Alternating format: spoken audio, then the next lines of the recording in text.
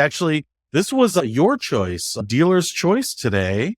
And obviously, there are a lot of books out there about finance and money. There is an unlimited number of choices. In fact, there may be a book coming out by you in the near future about finances as well, which I am sure will be excellent. And that circles us back to this book, Your Money or Your Life, which sounds like a robbery book, but it's not. It's a FI book, a financial independence book. And you picked this one. I actually had not heard of this, even for us in the FI community. I don't think I have. Right. I'm pretty sure I had not read it or anything like that. But you had heard of it, and because it's famous, right?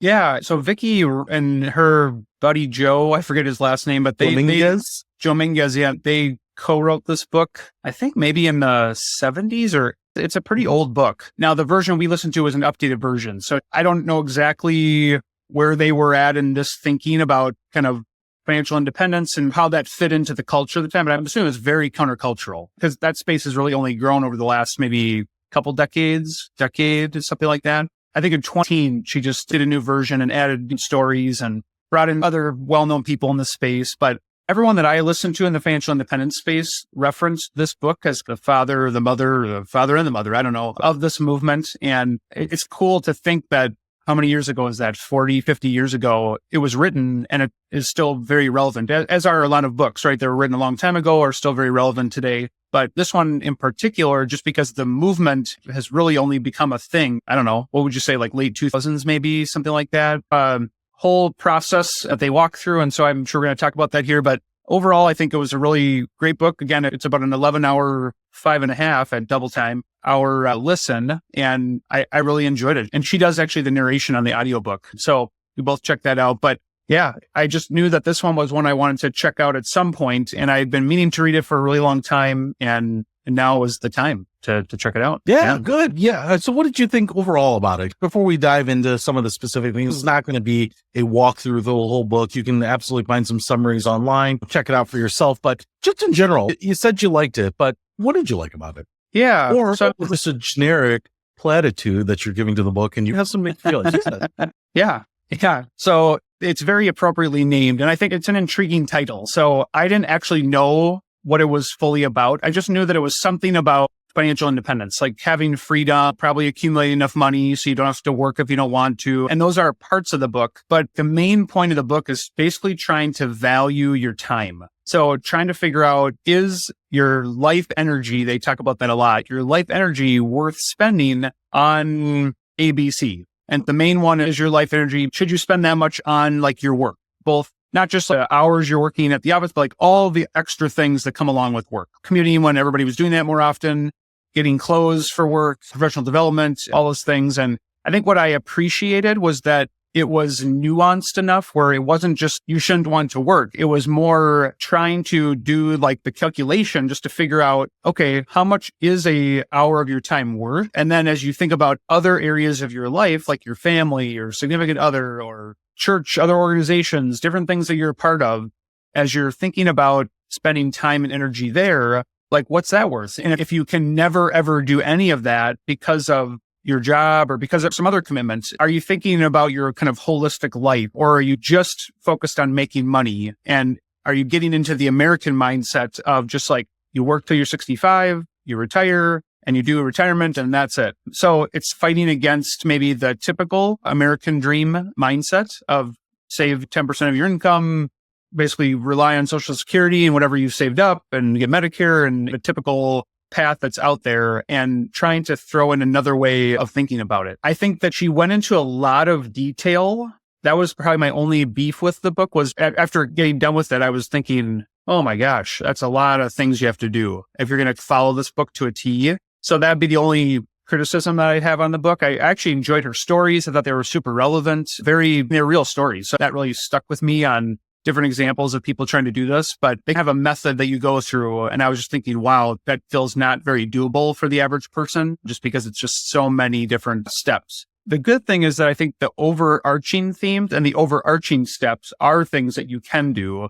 So it's not all lost. But if you really want to go all in on this, you're going to have to commit some serious hours, probably more than 11 hours to make this all happen in your life. Yeah, I agree with you. Generally, I thought it was pretty good. And for someone who's thinking about the FI aspect of life, which is financial independence. Correct me if I'm wrong, but you have the assets, maybe they're capital, maybe they're income generating assets, whatever it is that can support your lifestyle. Now, as you were saying, here in the States, a lot of this is thinking, oh, you would hit that at 65. And there's the fire movement, retire early, which is the same thinking, but just trying to move the number, which is funny because sometimes that's very controversial. Oh, why would you ever retire early? What is it about 65? What if it was 67? What if someone were like, I want it to be 64 and a half? You'd probably be like, well, that seems totally fine. What if it's 62? You're like, what does it matter? Exactly. Like, what if it's 3 or 31? So it's just arbitrary, but it's funny because we're all trying to get there. It's almost like if someone is thinking about it ahead of the consensus schedule, they're the black sheep. So I don't get that. So I like this because I think it's a pretty good primer into financial independence. Obviously, we dived a little deeper into some stuff here, like the retire early and things like that. But for people who are thinking, what is FI all about? What is the financial independence movement about? Obviously, if this is like one of the founding books, I didn't realize it might be that old. It definitely seemed a little bit more modern to me because there's a lot of talk of ETFs and SRI, socially responsible investing and things like that, which are more recent, but it makes a lot of sense, especially if you think back even 20, 30 years ago, that thinking about this crossover, thinking about it early. A lot of people, we call them pre-retirees, people in their 50s that are actively thinking about retirement. Why not be thinking about that in your 20s or your 30s? So I like that. I think that is a good way. And it's not an overly complex book. It's not super mathy or anything like that. Yeah. But I did have a few criticisms. I mean, we're getting into some of the specifics. The first one, I think we're maybe talking about a similar thing here, is that she talks about calculating your entire lifetime earnings as a project. Yes. And she gives you some methods to do that. But I'll be honest, I did not do that. And in fact, as she's going through all this, I'm curious to what extent you went to this, but she talks about you can go to the Social Security Administration, look up old pay stub. What did you get in gifts? If I were to do this, if I were using a workshop or something like that and had people, I feel like there's two things that she's trying to do. She really wants you to get invested, put in the time, show that you're putting some skin in the game, blood, sweat, and tears into this. But on the other hand, what I think you could do is just take a few minutes and say, hey, every year I worked, let's say it's 2001, 2002, and what was my salary? I had $43,000, $41,000, just ballpark it if you can't remember. Was there extra income? For most people, their earned income is their own money. Oh, I got married this year. If you want to do that calculation or if you want to just do it individually, but you could probably just ballpark it, come up with a pretty good number at the end. And that is probably good enough. This save to earned calculation she has. But she obviously gives you, even suggests going quite a bit deeper than that. Can you tell me like what you did and how you were thinking about that? Because I think we're thinking something similar here. She does want to get you invested. That's for sure. Nice fun. I actually did do this. I did do the calculation. I went to the Social Security Administration, the website. I've got the logins for my wife and I. So I was able to get in there. It was fun actually to look it up and just refer back to earlier life when we were both working and we had no kids. So dinks, as we called ourselves, and just thinking, wow, so much has changed. My wife is not currently working outside of the home, but she's definitely working inside the home. It just has changed a lot over time. So you're now 6. Is that what it is? Oh, yeah, exactly. So from dual income, no kids, to single income, 4 kids, right? 4 kids, yeah. Whatever you counts that. Doesn't work. It doesn't work quite as nicely, but doesn't roll off the tongue. I went through that, and then I had a decent idea of my net worth because I have done that in the past. I think I even had a note on my phone from a while back. So that's where I really ballparked it. Because to be honest, it's really hard to calculate all your possessions. You look at your house, you're like, I don't know how much. You could go through every room even, and it would be hard to figure out how much everything is worth. If I sold a bed, if I sold a dresser, I don't know. What's the going rate on those? No clue. So a collection of potato chips that look like historical figures. Yeah, that one, that's pretty rare. Yeah. Vikings memorabilia, it's going like hotcakes right now. So I did a little bit of an estimate there, but the earnings I thought were fairly accurate because I have worked only W-2 jobs. I've not done side stuff. Now, that being said, what she did say was you need to go and think about every dollar that you have ever gotten from anybody. And it's gifts, tips, money you found, things you stole, So I think you can read the book and hear that, and it does sound a little overwhelming. I ballparked that. But I did have a decent idea. And it honestly was a lot more than I thought over the last however many years since being married. It was amazing. Just with grandparents that had given a chunk of inheritance and parents giving gifts for Christmas and just different things throughout the time where we've gotten stuff. So I added that up. I added that to our income, divided it by our net worth to get my lifetime wealth You didn't mention ratio. any lottery winnings. You mentioned I did not win the $2 billion. I would not be here, but I've not done that. I should have subtracted out my casino losses because I've had plenty of those when I was younger. Not the expense side, only the income side. I think it's helpful. You can go down the rabbit hole if you want. That to me was my main takeaway on the book was like, if you're into this stuff, go for it. Because you could spend hours and hours calculating this and you could totally geek out. And I'm closer to that probably than the other side. I'm more close to the wanting to geek out on the numbers, but even I did not want to go through all that work. I calculated that and it's helpful, although it's hard with a lifetime wealth ratio because I'm including in the net worth, like our house, like things that I'm not planning to sell anytime soon. Like it's not actual cash. And like the house value is only because of the market. It's not because of anything that I did with my money or anything. So it's maybe not the greatest calculation of all time, but it does give you some data just to look at everything you've ever earned, which was honestly very interesting just to think about like how much has actually come in the door and then thinking about how much you've got it in stuff and value. And yeah, not bad to do it, but I think you can go at about 90% of the rate that she's going on in that chapter because it was extremely intense. How could anyone ever even remember everything they've ever taken in? You have to be pretty fastidious about it. And if you haven't worked very many years, then it's going to be a little easier. I felt like the whole point of that was obviously there's some education about it, but I really felt like the point of it was to drive home how little people hold on to versus how much goes through their hands. For sure. That people can do this calculation. And if you work a long time or if you have high income jobs, you could say, oh my gosh, I can't believe I've had millions of dollars over the years paid to me. And when we talk about the vast majority of people that are living paycheck to paycheck, maybe they haven't bought a home. Maybe they haven't invested, set up a savings account. And more often than not, people don't. So ultimately, if you think about, oh man, I've had these hundreds of thousands or millions of dollars come through my hand and I have zero or what even maybe feel like a lot. I have $50,000 or $100,000, but versus what has come through.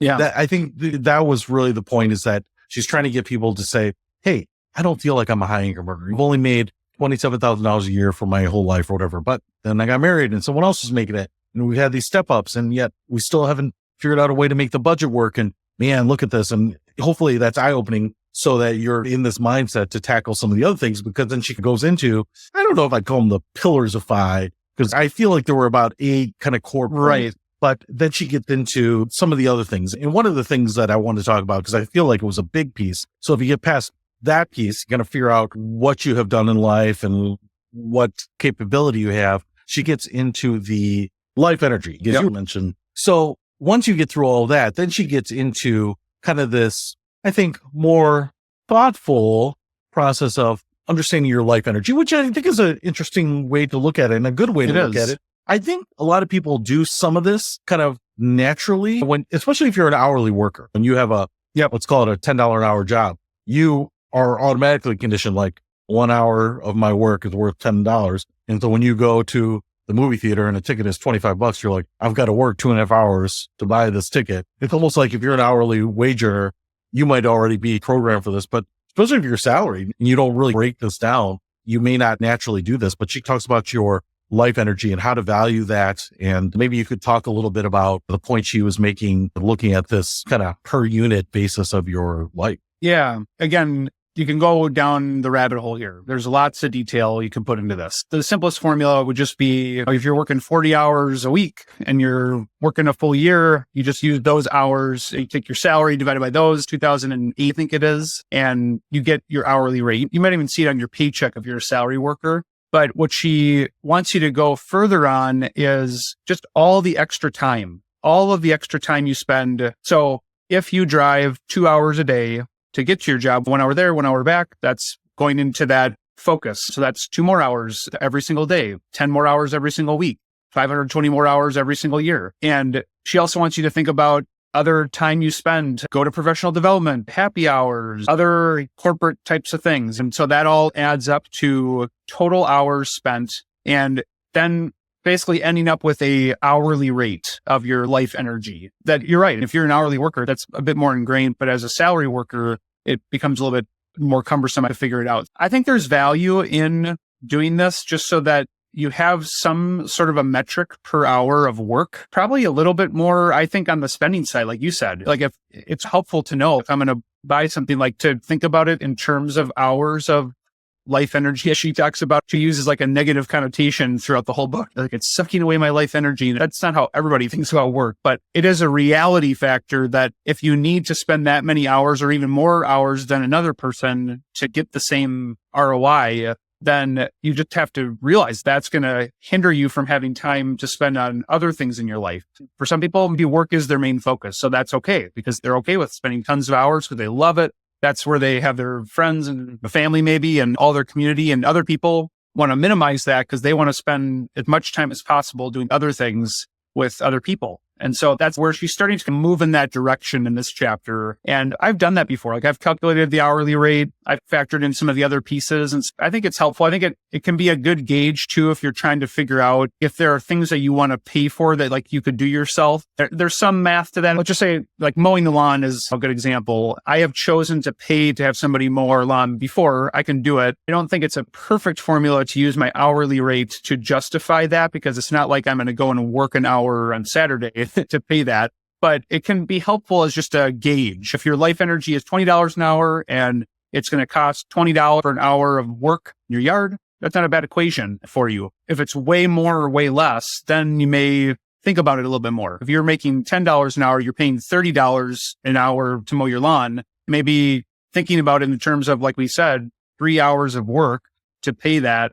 That's maybe not the best bang for your buck. So she's trying to create a common metric. I think that was what she was trying to do, a common metric in life that everybody can do to figure out how much their time is worth, assuming that everyone is having to work to some level early on, at least, as you're thinking about having the option of whether or not you work down the road. Yeah, no, I agree with you. And I think one of the things that you could throw in the mix that might complicate more is if you're lucky enough like us to have a job that we enjoy, that we would maybe do for free, or I am at least. Good to know. Then it's not, hey, I'm trading off happiness for money. I'm doing something and that can be a little bit more confused in a good way. Even like mowing the lawn. For me, I have recently outsourced mowing the lawn, but it's really because I have more things on my plate and I have less time. But I actually enjoyed it. For me, I have a riding lawnmower. And as you were talking about, that was my time. Wasn't heavy lifting because I'm on the rider, to have my Bluetooth headphones on, listening to podcasts, listening to audiobooks on 2x speed. You can crush through it. It would take me a few hours to mow my lawn. And it just was some time where you can get through 6 hours of podcasts. And some of the podcasts we've discussed, we'll probably discuss some more, but I really enjoy them because that's a time for me to invest in myself in some ways, to get some new ideas, try some new things. And maybe it's just a murder mystery or whatever you like, but just because you're doing something, that time might actually be a worthwhile investment for you. So I like it. The life energy thing was an interesting way for her to mention it. I kept thinking back to the Dark Crystal, like the Muppets movie, where they were like robbing like the gelflings of their life energy. So it does have a negative connotation to it. Like you're getting your life energy sucked away. And that was a little bit of an undertone of the book. Yeah. So, not everyone, life energy. Yeah, exactly. Not everyone thinks about work like that. So I don't think she was totally fair on that side. But you have to come up with some sort of metric, and maybe if you did it, that makes sense. But I get what she's talking about. And I almost think our salaried people at a disadvantage because we don't even think about the exchange of our time for the money. It's almost like a program that I get money on this regular basis, and it's the same regardless of how hard I work or how long I work or whatever it might be. And so maybe this is even better for people that are salaried, that you buy a vacation and it's whatever thousands of dollars, but you have money coming in. So it's fine, but you don't think about it as this exchange of my effort and how much effort is it worth it? Am I getting my life energy replenished by making this purchase on vacation? Or as she talks about, like the gazingus pins, that may not be right. No, that's right. That's right. Because she says it like 1,000 times, about 1,000,000 times, and a gazingus amount of time. For people that are listening, a gazingus pin is like a generic term for an impulse buy, something that you see that you can't pass up. So she says it a ton of times, whereas it's a little bit like, couldn't you just say impulse buy? Because I also like when moving forward became a term, like moving forward, we'll do this. Couldn't we also just say from now on, like we did? I feel like we're always reinventing terms. Gazingus pin is not a term I'd heard anywhere other than this book. Apparently it is out there and I had never heard it. But she talks about that. And I think that's maybe the point that stuck with me the most, because I do have a tendency to impulse buy. I do have a tendency to add stuff into the shopping cart when I go grocery shopping and not necessarily stick to list. Sometimes I don't even have a shopping list, which is probably a problem. Then it just becomes, what do I think we need? So there's probably some improvement there, but there's a lot of times like go to the theater and you're like, I don't want a hot dog, right? And I think part of this is just being aware if we do some of these things and saying, do those nachos add anything to my life energy? Is it worth the life energy that I trade for them? And for some people who might be more fortunate financially, great. But for some of us who, especially, I know you've worked a lot with people with their budgets, and a lot of times we talk about spending leaks, right? Where did all this money go? Yeah. We can't account for it. I think it's the gazingus pins. And so I did like that. That is something that resonated with me because I have this tendency to do this. Can I just, one thing I was just going to add there, because it is hard to do this calculation, but one example, right? Let's just say you have zero right now. You have nothing saved. You have no money coming in. Okay. And you have a credit card. Have you been looking at my checkbook? I'm sorry. I'll get out of there. So you go into some store, that gazingus pin, and you buy it along with the other stuff. And so now let's just say it was $100. And we were at Target last night and we went in for milk and cream. Okay. I think that costs about $5. We walked out having paid $60. So we found some gazingus pins too last night. We love you, Target. And let's just say you were going to spend 50, you spend 100. I think the key is that $50, right? How much work is that going to take to recuperate that? Most people, they're not thinking in these terms of, well, I have zero, I just spent, and now I've got to recoup that. Because fortunately, you might have a little bit of money in your checking account or whatever. But if you think about it like that, makes it more real, because then I got to make up $50 extra.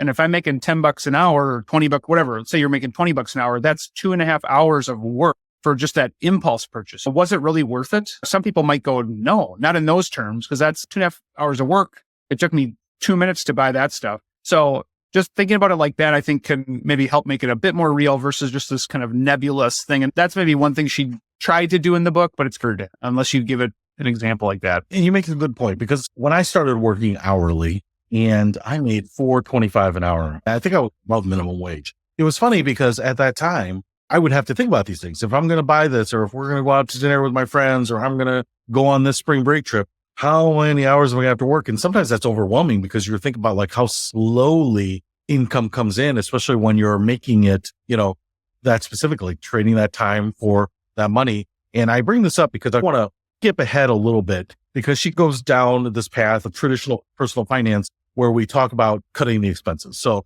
I want to fast track past that a little bit, because I think that's pretty common in personal finance. And when we talk about people right-sizing their budget, getting their finances in order, we talk about cutting down the expenses. But she does have a fairly robust section on valuing your life energy by increasing your income. And I wanted to talk about that because that's something that, for any number of reasons, we stay away from. Sometimes people don't want to talk about that because you don't want to have someone working 2 jobs, or you don't want to have your employees working an additional job. Sometimes, as we talked about at the beginning, I don't have money, I've got family, I don't want to rob them of my attention or whatever it is. But she talks about in a lot of different ways, from earning to investments and just a lot of other things. Yeah. And I wanted to get your thoughts on what she was talking about and increasing your income side of things. Yeah, there's so many different ways to do it. Because again, we just tend to gravitate toward things that we've always known. And again, if you're working an hourly job or you're working a salary job, your view of what a side gig is just then, I have to work hours to make money. That is one way you can do it, for sure. And I know you've done some of that, but there's tons of ways to make passive income too. And she talks a lot about that, like investing in S&P 500 mutual fund, just getting dividends, investing in real estate, doing house hacking. Like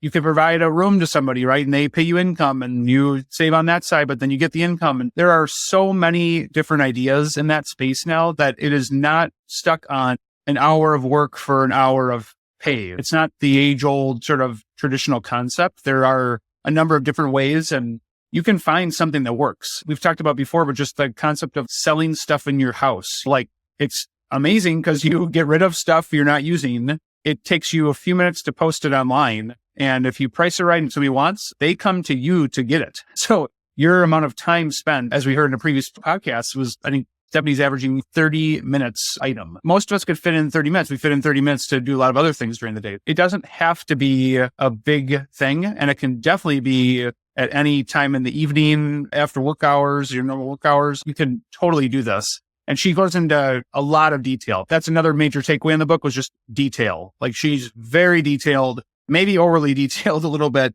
That's why 2X is nice on the audio. Yeah, you're absolutely right. And she talks about like 40-hour work week as a construct. And what's the difference between 40 and 41 or thinking a 45-minute lunch instead of a 60-minute lunch? So I appreciate that because I generally think 40 is probably a good balance. But honestly, 36 sounds pretty good to me too sometimes. If you can find an employer that has work week like that, and there are some that have some restructured work weeks. So the numbers are just fake. It's really about you, what opportunities you have. If you don't have a commute, you might have 10 hours a week that somebody else does not, right? Someone will be like, oh, I wish I had it, but I've got this long commute or whatever it might be. But the other thing is, and you talked about, she gives a lot of examples. Some of them, I think I felt a little bit like they were repeated a lot. Like she used a lot of examples of people renting out space in their home. I don't know that's actually like the top thing that a lot of people would want to do, having people there. I don't know that there's a lot of renters in some places. If you live in an area where there's a lot of cheap apartments or a suburb that's not near city center or businesses, it could be tougher. But she talks about dividends and interest and rental checks. She talks about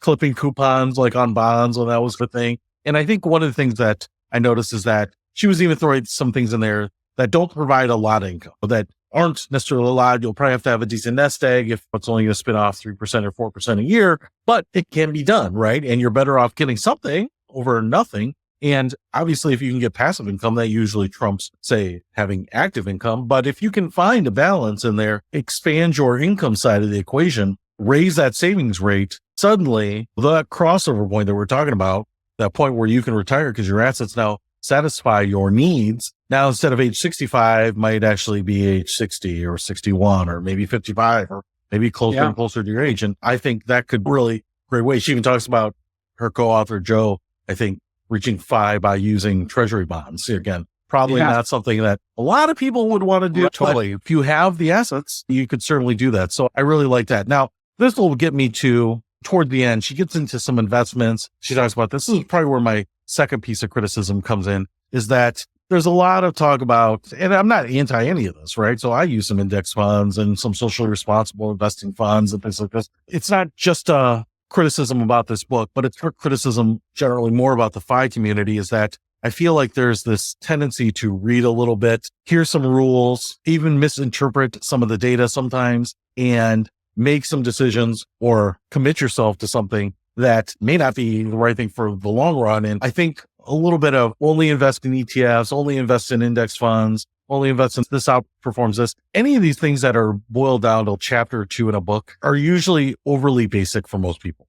So I think they can apply to a lot of people. You may do your own due diligence on what investments are right for you and come to the exact same conclusion. But I think what ends up happening for a lot of people is that they want to do it themselves. They want to duplicate what other people are doing. They read a couple paragraphs, chapters in the book, and they think these are hard and fast rules that they must abide by. And I would just say, yes, you want to use an index fund. I have used some in the past. I also use some active managed funds. I use some high expense funds. I use some very low expense or no expense funds. I buy some individual stocks. She says to stay away from that. So I've done a lot of different things, bonds. I've done some wacky things where I've wrapped munis and wrappers that you probably wouldn't do, but they made sense at the time. There are a lot of different products that she doesn't talk about, annuities and insurance products and things like this that a lot of people use to achieve certain financial goals. And so I don't want to diminish those, because even if you just only read books that are specific about investing, usually that doesn't give you all of the information you need. And the space, I think, also innovates fairly quickly too.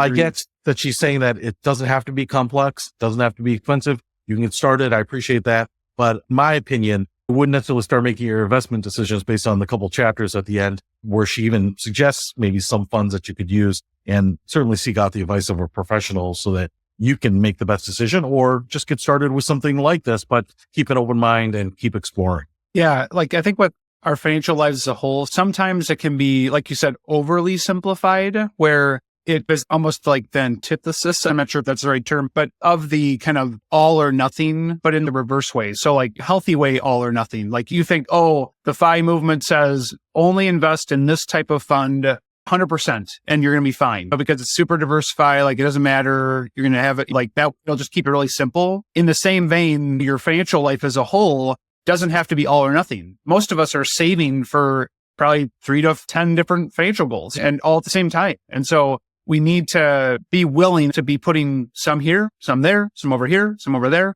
And that is just good diversification anyways. So there are a lot of examples of where you're going to have to be doing multiple things at the same time. And buying a home is a perfect example, right? If the smartest way to buy a home, this could be argued, but the smartest way would be don't take out a mortgage, go and pay in cash. Most people cannot do that for 30, 40, 50 years. So would you say it's smart to wait 50 years and then save up enough money and then buy a house? Or is it okay to get a mortgage, put money in savings, have that invested, get your full employer match? There's just all these different trade-offs. And most of us are having to deal with lots of these all the time. So to boil down only one type of investment, one vehicle, one thing, I get what they're trying to do there. Appreciate the simplicity. But I agree with you that there needs to be more nuance. That's where talking with the coach, talking with a financial professional, CFP, just someone in your family you trust that's done it well. Talk with somebody just through your thinking process, because you probably don't know everything. And we wouldn't say we know everything. So it's just good to have a conversation about it. You're right. I've been in personal finance for 22 years professionally and licensed and done that. And I'm always learning, always going to conferences where they're telling about new products and how things reacted. And like I said, a lot of innovation. So I think for people that are looking at retirement over the next few years or 20 years, I think it's maybe the best time ever because they have access to things that our parents and our grandparents did not in so many ways. So there are ways to lock things in and just a lot of options. And I'm not saying that you do all your research and you don't come back to exactly the same place. But what I'm saying is you still want to do your own due diligence and not boil things down. I think where I worry sometimes is that you can listen to 30, 40 minutes, people talking about investments. They'll tell you, you should only do this. It's always outperformed this. First of all, if anything always outperformed anything else, all the rest would not exist, period. Exactly. It doesn't work like that. There's always some nuance. And socially responsible investing, I do some of that. And a lot of people are like, oh, they always outperform the non-socially responsible investing. That's not true. Sometimes they will. In some categories they will, some indexes, some funds, but they're different. They invest in different things. So there's always a lot of nuance. I find generalizations in investments can be fine as a starting point. As soon as you peel back the onion, they get very complex. And as I was saying, what I worry about sometimes is that many times there'll be a 30-minute podcast on investments. Here are the rules. But then there will be a 2-hour podcast on how to hack credit cards for the best reward points, right? What is probably more complex, the investment world or the credit card reward points world? And so sometimes we happily go down the rabbit hole on some of these things where there's maybe some limited value and we don't spend the time on some of the things that might be totally consequential or foundational to do we actually ever retire? And it's not a criticism specifically of this book. She wants to get digestible and small. And I think as a primer, as a place to start, if you're thinking about getting into the financial independence side of things, that's a great place to start. I didn't realize it had this long history. And I think the preface was written by Mr. Money Mustache, who obviously is a big name in the FI movement itself. So I like the fact that it's good food for thought with some of the introduction to the principles. And I think we'll probably continue to go down the rabbit hole. Now with your Audible account, maybe read some more books and share those too. So I like it. You've gone on to another book already, right? Yeah, I have another one in the financial independence movement. What I like about this too is that earlier you were talking about 50-year-olds retiring or having the option to. First of all, what I like about the financial independence movement is that it's not just assuming that everyone is just retiring early. It's just a choice. It's okay, now I have freedom. I could do a different kind of job. I can take time off. I don't have to keep the same level of everything. I can change. I have more flexibility. Imagine the freedom that you'd feel if you were at that point. But when I hear that, or initially when I heard like a 50-year-old, let's just say retiring, I'm just thinking, oh, that's only for the wealthy people. That's just for people making upper 6 figures. Like they just have tons of extra. They're saving it. That's why they're 50-year-old and retiring. This whole movement really just debunks that altogether because really it's just the difference between how much comes in and how much goes out. And you have control over both of those levers more than you ever have probably in the history of the world. And it can be done on a much smaller budget. And in fact, many of the examples they share are people that are living on $7,000 a year, $12,000 a year, $24,000 a year. We're not talking I would say low end of middle income for people in terms of spending. They're trying to create that gap and they're investing, saving, putting tons and tons of money aside, and they're not following that age old thing I said at the beginning of the 10 to 15 to 20%, whatever, there's lots of different math out there. They're trying to do 50%, 80%, putting that aside and speeding up that equation, because essentially it does come down to a math formula, and that's all it really is. But with that, as it is with most personal finance, it's much more personal than finance. So there's just a lot of behavioral stuff, right? Delaying your gratification now. There's so many things we want to do and buy and experience. And so being able to say no to those things now so that you could say yes to them for 20 more years than another person maybe is worth it. So I appreciate that about the book. She does a good job of explaining that. The movement as a whole, it's not just for people making a lot of money. It's actually almost works better for people who are living on way less, because that almost sometimes feels like the harder thing to adjust for people, especially coming down. It's really hard to adjust down. And so if you can cap your lifestyle and really work to up that savings rate, you can accomplish this too. So it is exciting to think about. You're absolutely right. And one of the things that I was thinking about is her comment about life energy is worth it. And I think she even has a section where she talks about the growing size of houses over the years, right? Like your grandparents' generation had a 700 square foot house. Your parents had a 1,400 square foot house. And now it's over 2,000, whatever it might be. Just making the point that they're bigger. And I actually just watched this YouTube video, younger guy. I follow the tiny house movement. I'm always intrigued by it because to me, I like houses, but it's not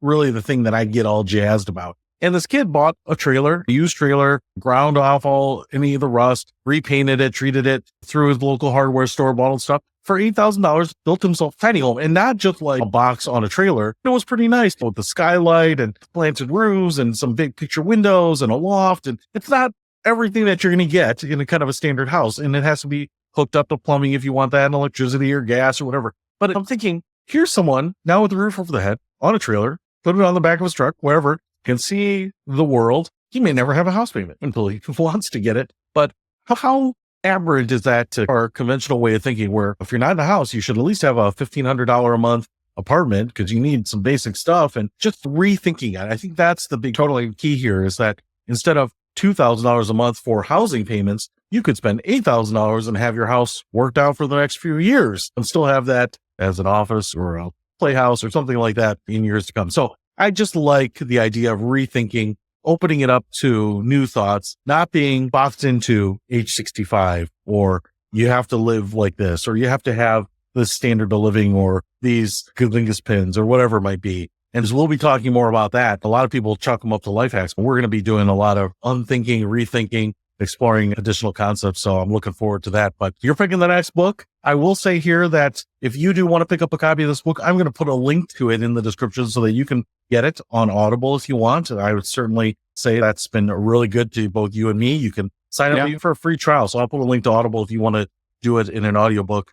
Great way to hack those lost minutes in your day back into productive time for your life.